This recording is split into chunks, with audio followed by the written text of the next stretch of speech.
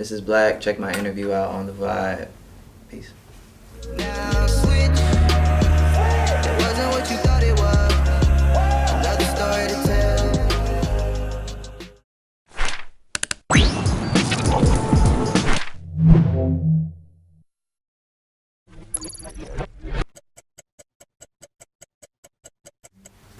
Black Yeah. in 3 words. It's pronounced black. That's all.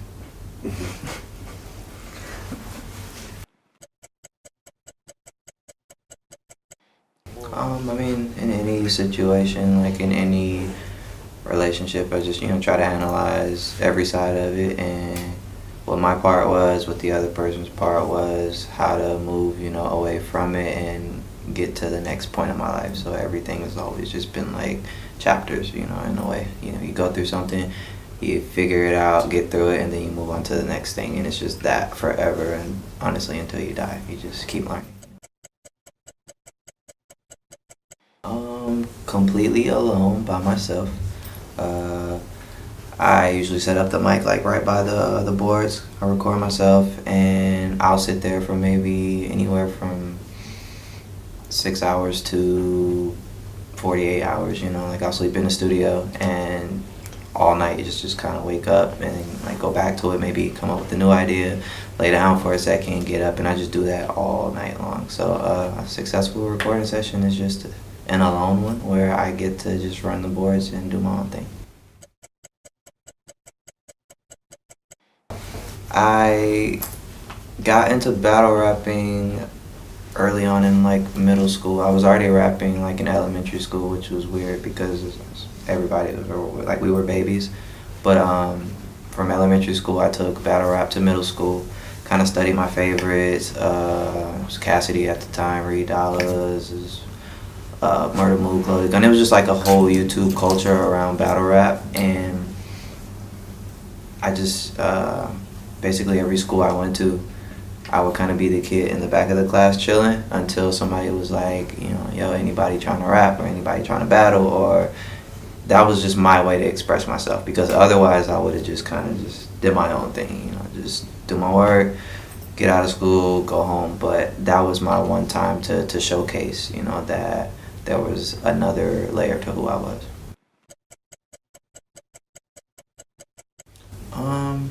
Do I miss battle rap?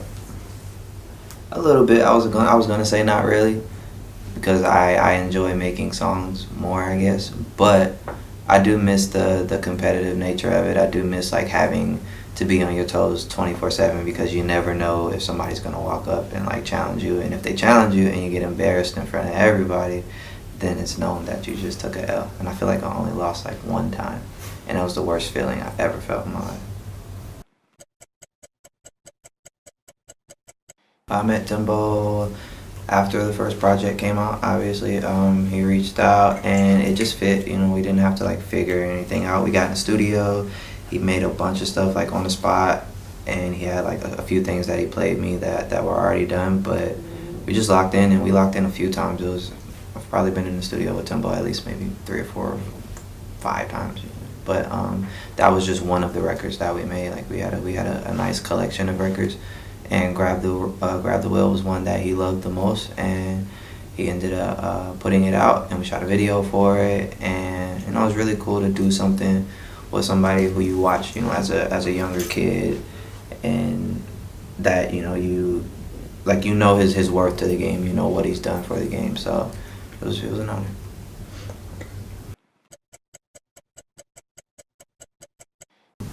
My newest song, Switch, first single off of the new album, is basically based around perspective, and putting yourself in somebody else's shoes before you think, that what they're supposed to do or what the answer to their problem is. I think too many times, like if something happens in somebody else's life that you're involved with, you're like, well, you could have did this, or you could have just like not went there, or you could have stopped that. But until you actually live something that somebody else is going through, like you have no idea, like until you have to go to the studio and then go on tour and then take care of your daughter and then take care of your family and then take care of your friends. Like until you have to deal with all of these things, you don't really have an accurate, perspective on what it is. So the song is just about being more mindful. The first verse is talking about my career more so, and the second verse is, well, this is how she might feel, whoever I'm dealing with, and then the last little part at the end is just a summary of the two. Well, I mean, the only thing I could say about On the Way is it was one of Khalid's favorite songs. He played it for me. He was really, really excited about it. We were in the studio that night. I did my verse, and then we were just trying to figure out what the missing piece was because the song was really dope, but obviously it just felt like something where it's like there has to be three of us, like somebody else is missing. And he tapped Ty, and obviously Ty is having a great year. He was just on every single album that came out, in the last month it feels like, and he just completed the trio.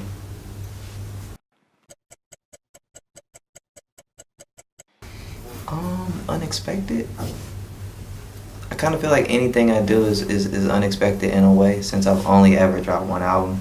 It's just like people haven't really got a gauge on who I am really. The first one was a summary, but this one is a little bit more personal and just like a view of what I'm dealing with right now. But I don't know, I kind of feel like everything that I'm doing is a little bit unexpected. I'm not giving away any hints, and yeah. Oh, definitely. It having a daughter made me think more about clarity and just making sure I say exactly what I mean and not a little bit of it or like beat around the bush or like not want to hurt somebody's feelings because she's gonna come to me for an answer one day and I can't just be like, I don't know. It's just like I have to figure things out now for her. So yeah, definitely change how I create and how I think and what I want to do in the long run with music.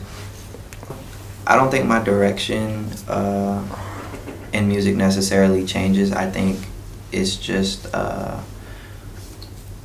do I say it? I think it's just it just solidifies what I always felt, which is I have to make music with some kind of substance or message to it, and I have to make music that helps people because I was at a point where I was going through things where I might need somebody's help. So I don't think it changes. We're still on the same path. It's just now I have even more of a reminder. Like when you see a child, it's like, okay, this is a big deal. This is not like anything else. It's not your favorite toy. It's not a pet. It's like this is a living, breathing thing. And one day she's gonna be older.